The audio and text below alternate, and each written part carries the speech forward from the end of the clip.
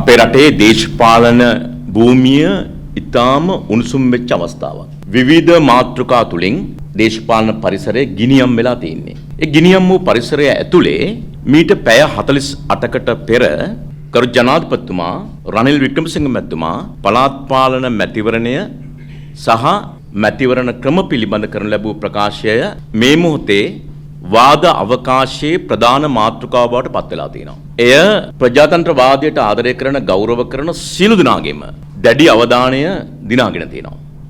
ඒ නිසා අපි තීරණය කරේ මහාචාර්ය ජී.එල්. පිරිස් මැතිතුමා ප්‍රමුඛ අපි කණ්ඩායම කුඩා කණ්ඩායමක් වුවත් අපි තීරණය කරා මේ වෙනුවෙන් අපි විපක්ෂයේ සියලු බලවේග එක වේදිකාවකට එක පෙරමුණකට එක අරමුණකට යොමු විය යුතුයි ගොනු විය යුතුයි කියලා. එතුමා යෝජනා කරන අනෙක් සංශෝධනය තමයි විධායක බලතල අනාගතයේ හිමි විය යුත්තේ සභාපතිතුමාට නෙවෙයි සභාපතිතුමා ප්‍රමුඛ කමිටුවට. හැබැයි මේ ක්‍රමය 2016 සිට තිබුණා. අවුරුදු 6ක් තිබුණා. කවුද මේ ක්‍රමය යෝජනා කළා ක්‍රියාත්මක කළේ?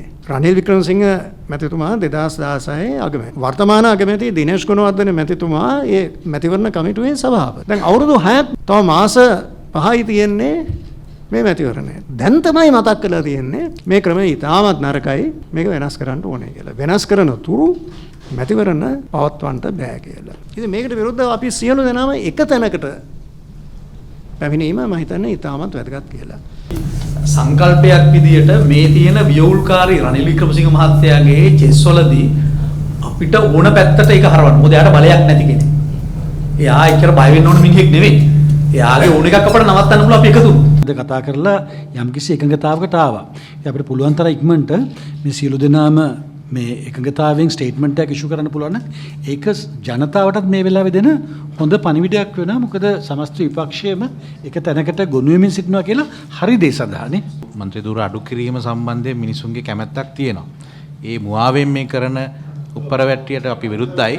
ඒත් එකම මේ වාසුදේව නායකකාර මෙතුමත් සඳහන් කරා මේ අපි යම් විදියට මේ මැතිවරණ කල් දැමීම සඳහා දායක වෙලා තියෙනවා. ඒ නිසා ඒකත් විවේචනයක් අපි ගැනම ස්වයං විවේචනයක් කරමින් ප්‍රකාශය හදන්න පුළුවන් නම් හොඳයි. මම කියන්නේ මේ ඡන්දේ දැන් මේ පනතක් ගෙනල්ලා මෙහෙම කරන්න යනවා. අපි පාර්ලිමේන්තුව තුලින් කොච්චර කතා කරත් ඒගොල්ලන්ට අවශ්‍ය නම් පාර්ලිමේන්තුව තුලින් ඒක සම්මත කරගන්න ක්‍රමවේදයක් හදාගන්නේ. මම කියන්නේ අපි ඔක්කොම එකතු වුණත් සමහර දේවල් පාර්ලිමේන්තු ක්‍රමය හරහා නවත්තන්න බැරි වෙලා තියෙනවනේ. ඒක තමයි පාර්ලිමේන්තු ක්‍රමය හරහා අපිට කරන්න. ඉතින් ජනතාවගේ විරෝධත්වයක් තියෙනවා මේ ඡන්ද කල් දාන්න කියලා කිව්වොත් මේක තව අඩි 5-10ක් පස්සට ගන්න ඉඩ තියෙනවා. එහෙම නැතුව අපේ දැන් මම පාර්ලිමේන්තුවේ මේ පාර ආවත් මම ඉතින් හැම ඡන්දෙම වගේ දැක්කා. ඉතින් කොහොමත් මේ Tamanට ඕන දේ නායකයා කරගන්නවා. ඉතින් මේක පාර්ලිමේන්තුව හරහා මේ පනත ඇවිල්ලා කෙරෙන්න කලින් අපිට තව පොඩි කාලයක් තියෙනවා. මේක ජනතා විරෝධයක් කල් දැමීමට දිස්ත්‍රික්ක මට්ටමේ දැන් අපි PTA කැම්පේන් එක රිපීල් කරන්න කියලා සිග්නේචර්ස් එකතු කරා වගේ සිග්නේචර් කැම්පේන් එකක් වෙන්න ඕනේ නැහැ. මොන හරි කැම්පේන් එකක් දිස්ත්‍රික්ක 25ම ඔක්කොම පක්ෂ එකතු වෙලා දැන් එතකොට ඒක ශ්‍රේෂ්ඨාධිකරණයේ අපිට අභියෝගයට ලක් කරන්න පුළුවන්. ෆයිසර් මන්ත්‍රීතුමා කිව්වා වගේ මේක ස්වෛරීභාවයත් එක්ක තියෙන දෙයක්. එතකොට අනිවාර්යයෙන්ම මේක ජනත මත විචාරණයකට යා යුතුයි. මොකද දූර කාලය දීර්ඝ කරනවා නම් අනිවාර්යයෙන්ම ජනමත විචාරණයකට යා යුතු වෙයි. මැතිවරණ කල් දමන්නට ගන්න උත්සාහයන් මම හිතනවා අපි කවුරුවත් සමග අපි එකඟ වන්නේ නැහැ. පළවෙනි කාරණය. දෙක දැන් ඔබතුමාලා ඉදිරිපත් කළා පියවරයන් 4ක්. පාර්ලිමේන්තුව තුල ගන්න ක්‍රියාමාර්ග, පාර්ලිමේන්තුවෙන් පිටත ගන්න ක්‍රියාමාර්ග, අධිකරණ ක්‍රියාමාර්ග සහ ජාත්‍යන්තර වශයෙන් කරන ඒ කියන්නේ ක්‍රියාමාර්ග. ඉතින් මම ඔබතුමාලට යෝජනා කරන්න කැමතියි. මම දන්නේ මේ අද මේ තියෙන සාකච්ඡාව පදනම් කරගෙන අපිට පුළුවන් ද මේ සියලුම දේශපාලන පක්ෂ මැතිවරණයේ කල් දැමීමට විරුද්ධයි කියලා ඒකාබද්ධ ප්‍රකාශයක් නිකුත් කරන්න. Yeah. On this question, I must say that our position is that no election should ever be postponed. Yeah. On this question, I must say that our position is that no election should ever be postponed. That is fundamental. Now, with regard to changes to the Provincial Council's Election Act, which caused stoppage of the provincial council's functioning, see, I must say there is some misunderstandings with regard to that. We were in a constitutional assembly drafting a new constitution. In those discussions, it was agreed that a mixed system should be implemented as parliamentary election system. It was agreed. Percentages, there were disputes, but a mixed system. And so, Local Council Elections Act was amended.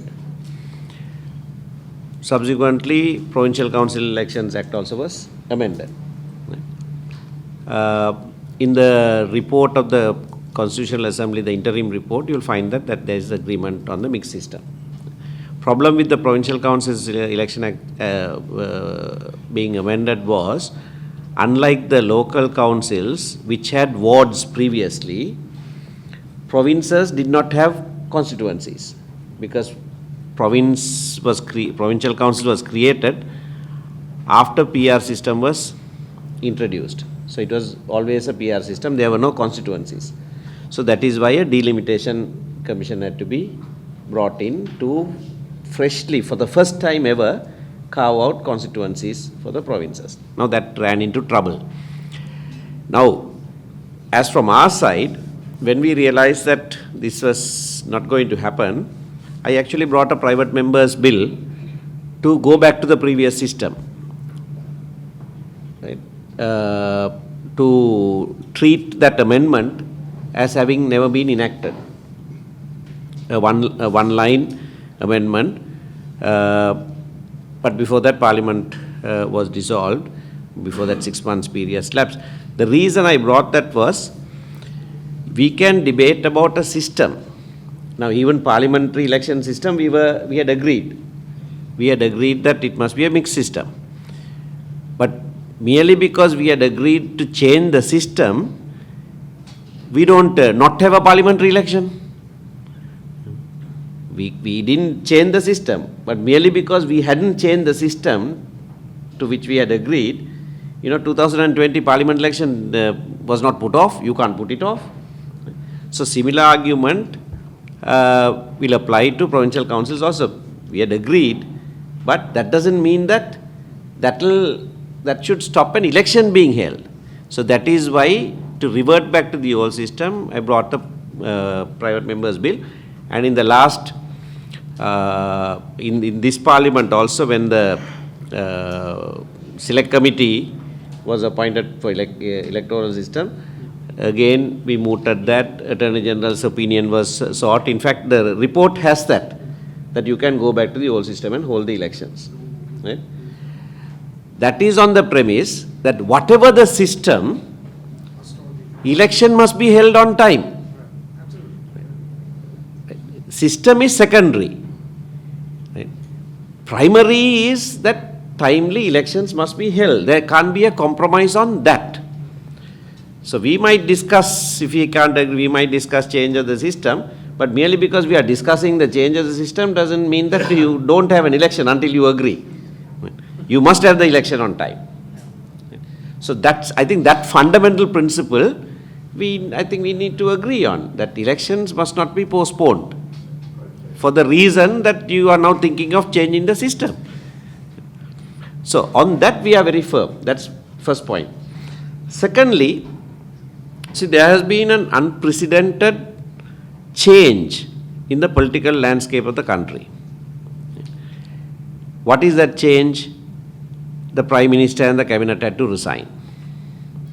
And they resigned. So whoever who got a near 2/3 majority and formed a government, then got a 2/3 support as well subsequent to elections, had to resign. That government had to resign. A president who was elected by a clear majority of votes had to resign. Now, that is not something that you treat with disdain. That is something that we must take into account as a very serious event That has never happened before in this country. What is that? That is that there has been a change in the view of the polity in the country for a change, and that includes change in those who take office as well. So,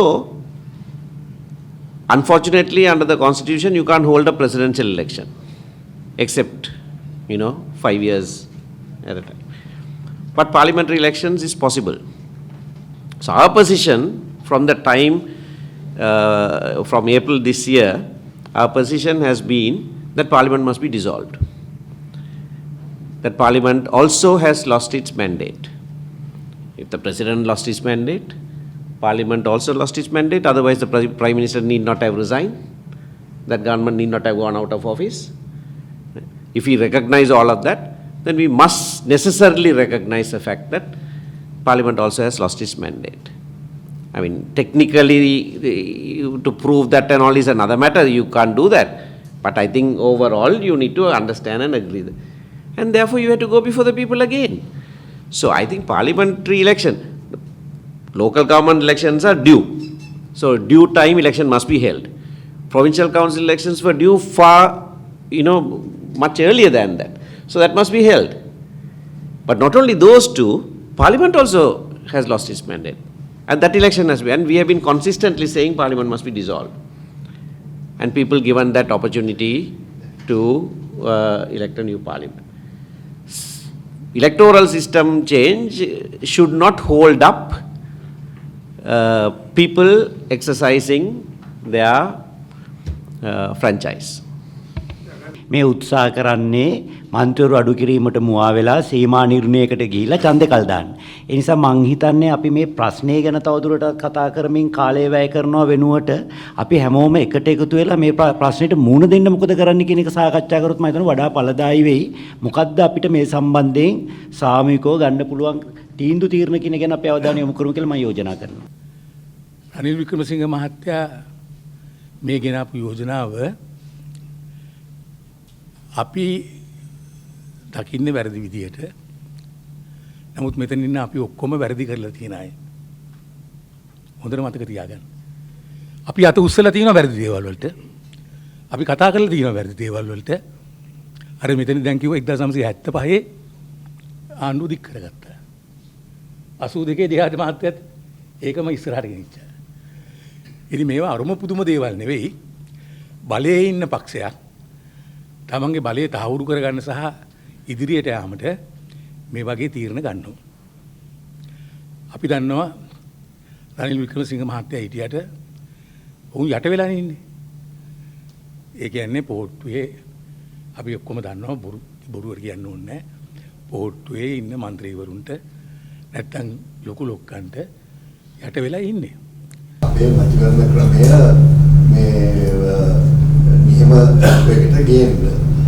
නමුත් එතන අන්තිම මොහොත වෙනකොට උගත් කාලෙක පස්සේ මේවා වෙනස්කම් කරන්න ඒවා මොකක් කරන්නේ නැතුව මේ කල්දමීමේ මේ බුවා පිටියට මේ වෙලාවේ තමයි මතු කරලා තියෙන්නේ මේ අනුමානකම් ගැන මේ විසඳුම් ගැන. ඉතින් මම හිතන්නේ මොනවා වුණත් මේ නීතිය අනුව මේ සඳහන් කරලා තියෙනවා ආවල් කාල වෙනකොට මේ පාලන නැතුවන්නේ පාවිච්චි යුතුයි කියලා. අපි කවුරුත් පිළිගන්නවා මේ නියෝජිත ප්‍රමාණය වැඩි කියලා. ඒක වැඩි උනේ කවුරුත් දන්නවා ජනාධිපතිතුමා දන්නවා 125කින් අපි කාන්තා නියෝජනයක් ඇති කරා ඒ අවස්ථාවේ පාර්ලිමේන්තුවේ කාරක සභා අවස්ථාවේදී. ඒක මේ සම්ප්‍රදායට පක්ෂද විරුද්ධද කියන එක වෙනම ප්‍රශ්නයක්. එහෙම තමයි ඒක උනේ. ඉතින් ඒක අඩු කරවීමට යාමේදී 4000 වගේ ප්‍රමාණයකට අඩු කිරීමට යද්දී අපිට කාටත් පැහැදිලි දැන් ඒක සීමා නිර්ණය සඳහා යොමු වෙන බව. ඒ නිසාම ඒ හරහා මේ මැතිවරණය කල් දැමීමේ උපාය මාර්ගයක් හැටියට මේක වෙන බව අපි හැමෝටම පැහැදිලි. මේ ඡන්දය කල් දැමීමක් සිදු වුණොත් සිදු කරන්න පුළුවන් වුණොත් ඒ සිදු කරන්න බෑයි කියන එකේ අපි තරයේම ඉන්න අතර ඒ වෙනුවට මතුවෙන්න පුළුවන් කරැල්ල. ඒක මීට පෙර වුණා.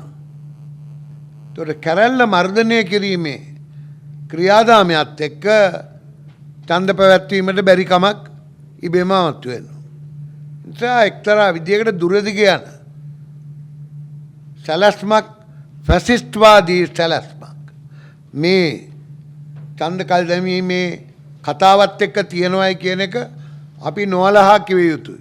නම් මේ සභාව තුමා පක්ෂ 16ක් එකතු කරලා තියෙන හොඳයි ඒක අවස්ථාවේදී කරලා අපි මේක පාර්ලිමේන්තු මැතිවරණයකට අපි එවම ඉල්ලමු රටේ ජනතාව ඉල්ලන එක තමයි ජනතාව මතයද පාර්ලිමේන්තු ඉදිරිපත් වෙන්නේත් නැහැ කාටවත් දන්නවා රනිල් වික්‍රමසිංහ ඒක කියනවා අපි මේක කියමු අපි ඒකට යන් කියලා හිතන්නේ ඒක තමයි මේකට උත්තරය කියලා මම හිතනවා අනාගතයට වාසිදායක හැටියට නමුත් අපි හිතන්න ඕන ප්‍රජාතන්ත්‍රවාදයේ මූලධර්ම මත මේ මූලධර්ම තමයි මැතිවරණ නිසිකාලට පැවැත්වීම සහ ජනතාවට අවස්ථාවක් දෙන එක තමන් කැමති අය තෝරාපත් කරේ මොකද මේක පැහැදිලිවම ප්‍රාදේශීය සභාවල මැතිවරණයක්. ඉතින් මෙතෙන්දි මමත් හිතනවා අපි විපක්ෂයක් හැටියට එකට එකතු වෙලා එක අරමුණකින් එක විදිහට අපිට වැඩ කරන්න ලැබෙන හොඳ අවස්ථාවක් කියලා අත නොහැරිය හැකියි. අපේ අතරේ වෙනස්කම් බොහෝ දේවල් තිබේදීත් අපි හිතනවා මෙවැනි ක්‍රියාමාර්ගයකදී. මොකද මේක දැන් මම හිතන්නේ මේ සාකච්ඡාවට මේ බොහෝ පක්ෂ නියෝජනය කළා මේ හදිසිය ආවෙත් රනිල් වික්‍රමසිංහලගේ රාජපක්ෂ පොහුට්ටුවේ ක්‍රියාමාර්ගය හරියටම දැනගෙන ඒක හැමෝම දන්නවා මම හිතන්නේ ජනතාවත් දන්නවා මේ වෙනකොට එතකොට මොකද්ද මේ කරන්න යන්නේ කියලා. ඒතර ඒගොල්ලෝ හැරෙන්නේ කොහාටද කියන එක අපි හැමෝම දන්න නිසා තමයි මම හිතන්නේ අපි ආවේ. ඒ නිසා මේක විශේෂ අවස්ථාවක්. ඒ කියන්නේ අපි හිතනවා දැන් අපිට දැන් මැතිවරණ මේගොල්ලන්ට ඇත්තටම තියෙන දේ තමයි මේගොල්ලන්ට මැතිවරණ මුල දෙන්න බෑ. විශේෂයෙන්ම ශ්‍රී ලංකා නිදහස් පක්ෂයේ විදියට මම ස්තුතිවන්ත වෙනවා අද මේ සාකච්ඡාවට අපිටත් ආරාධනා කිරීම සම්බන්ධයෙන්. තමුන්නාන්සලා කීප දෙනෙක් ඉදිරිපත් කළ බොහෝ අදහස් වලට අපෙත් එකඟතාවය තිබෙනවා.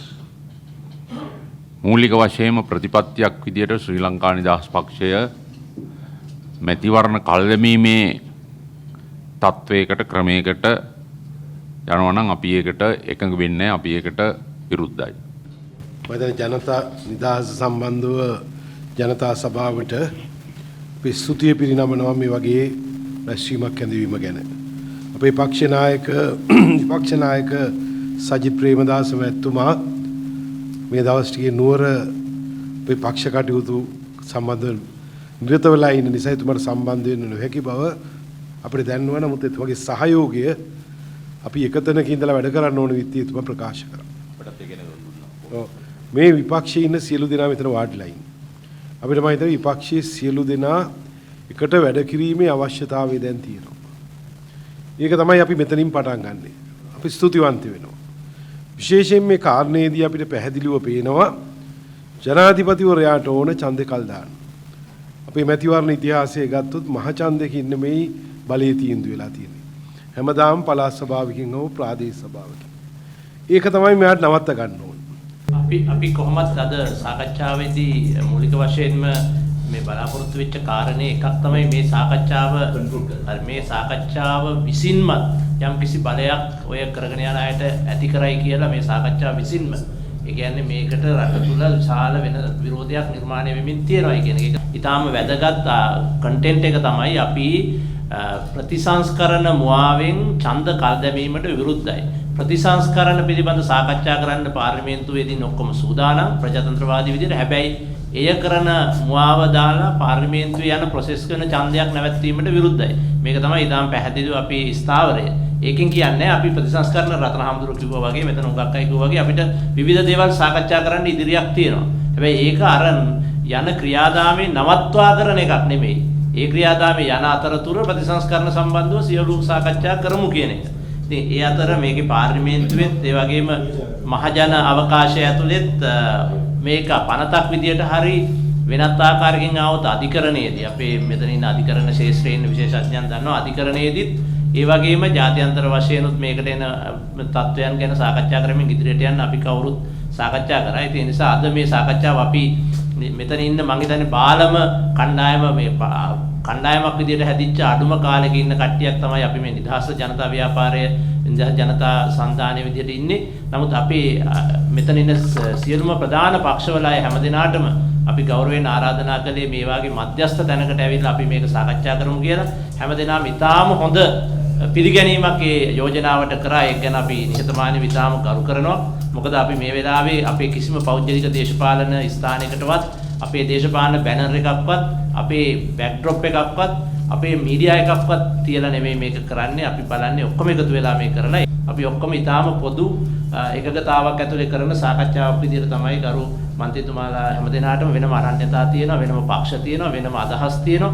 ඒ සියල්ලම ඊටාම ගරු කරමින් නමුත් මේ ඊටාම වැදගත් දේශපාලන ප්‍රජාතන්ත්‍රීය ක්‍රියාමාර්ගයක අපි එකග වෙන්න ඕන කියන අදහසෙන් තමයි මේක කරේ. මේ ප්‍රකාශය අපි තමුන්නාසර හැමදෙනාටම කියවන්නම් ටෙලිෆෝන් එකෙන් අපි හදුවට පස්සේ ඊට පස්සේ අපි ඒක ගැන ෆයිනලයිස් කරගමු. ආපහු වෙලාවක් නැති නිසා එකතු වෙන්න. ඊට පස්සේ අපි මේ අද කරන ලද සාකච්ඡාවෙන් ඉදිරිපත් වෙන ප්‍රකාශය විදිහට මේ එක පැරග්‍රාෆ් එකක ප්‍රකාශයක් අපි ඉදිරිපත් කරමු. ඉදිරියේදී විශේෂයෙන් පාර්ලිමේන්තුවේ මහජන අවකාශය තුලත් ශ්‍රේෂ්ඨාධිකරණය තුලත් මේ සම්බන්ධව මැදිහත් වෙන්න අපි අවශ්‍ය පරිදි එකතු වෙමු. අවශ්‍ය පරිදි වැඩ කරමු.